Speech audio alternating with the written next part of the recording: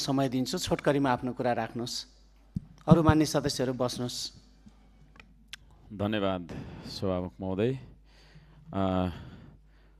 प्रधानमन्त्रीज्यूले सीमाबारे विवादित अभिव्यक्ति दिइसकेपछि प्लेकार्ड लिएर उभिँदै गरेको पनि आज 11औं दिन भएछ।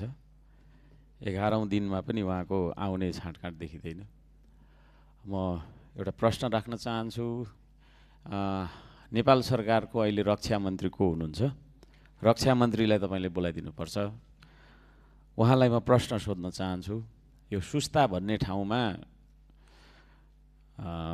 भारतीय पक्षको एसएसबी भन्छ क्या र, सशस्त्र सीमा बल जो छ, त्यो सीमा बल आएर चाहिँ नेपाली दाजुभाइहरूलाई हप्की गर्दै गरेको र नेपाली दाजुभाइ चाहिँ आफ्नो भूमिको लागि निहत्था त्यहाँनिर लड्दै भिड्दै गरेको अवस्थाको भिडियोहरू सार्वजनिक भएका छन्।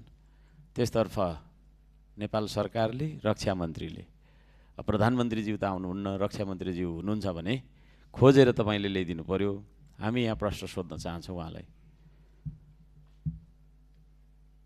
हाम्रो नेपाली सेना चाहिँ सिमानामा जानै नहुने त्यस्तो के कसम खाएर बसेको रहेछ?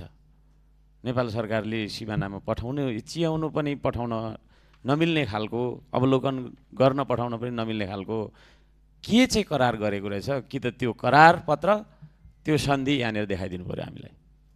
सार्वभौम संसद, हामी सबै सार्वभौम सांसदहरू जान्न चाहन्छौँ, बुझ्न चाहन्छौँ। सूचनाको हक होइन, संविधानको धारा 27, हामीलाई तपाईको चाहिँ के अरे जानकारी होस्। अन्यथा त्यसरी चाहिँ सुरक्षा बिनाको सिमाना, खुला सिमाना जसले पनि मिच्छ। आज यति मिच्यो उति मिच्यो भनेर भनिरहेका छौँ हामी। यो 50औं वर्ष 100औं वर्षदेखि मिचिँदै आएको छ। त त्यो सिमानामा हामीले सुरक्षा फौज किन पठाउँदैनौँ? गृहमन्त्रीज्यू यहीँ हुनुहुन्छ, उहाँले पनि विशेष समय लिएर उत्तर दिए हुन्थ्यो है। कसरी चाहिँ हाम्रो देश चलिरहेको छ? हामी यहाँनिर बजेटका कुरा गरिरहेका छौँ, BYD का कुराहरू गरिरहेका छौँ, संसदीय छानबिन समितिका कुराहरू गरिरहेका छौँ। यो भनेको हाम्रो भित्रको कुरा, आन्तरिक कुरा हो। महत्त्वपूर्ण छन्, तर दोस्रो प्राथमिकतामा पर्छ त्यो। पहिलो प्राथमिकता भनेको हाम्रो सिमाना नै हो। त्यो सिमानामा हामीले चाहिँ किन ध्यान दिएनौँ? हाम्रो भूगोल बिनाको, माटो बिनाको देश हुन्छ र? सम्भव छ र? यो प्रश्न गर्न चाहन्छु म आज सभामुख महोदय मार्फत नेपाल सरकारलाई। 3 करोड नेपालीले चाहिँ नि जान्न चाहेको छ। कारण के हो? हामीले हाम्रो सिमानामा नेपाली सेनालाई लान नमिल्ने कुरा के रहेछ? कहाँ हामीले के सन्धि गरेका छौँ त? हामीलाई जान्नु तपाईको चाहिँ के अरे पर्यो। अब हामी जान्न चाहन्छौँ। सभामुख महोदय, सिमाना जोगाउनु भन्दा ठुलो कुरो छैन अरू कुराहरू। त्यसो भएको कारणले यो सिमानाप्रति गम्भीर बन्नुपर्छ। रक्षा मन्त्रीज्यूलाई तपाईले रुलिङ गरेर यहाँ ल्याइदिनु पर्यो। हामी 2-4 प्रश्न सोध्न चाहन्छौँ। र यो विभिन्न खालका चाहिँ के अरे आरोपहरू आइरहेका छन्। अब ती आरोपहरू सबै पुष्टि हुन पनि सक्छन्, नहुन पनि सक्छन्।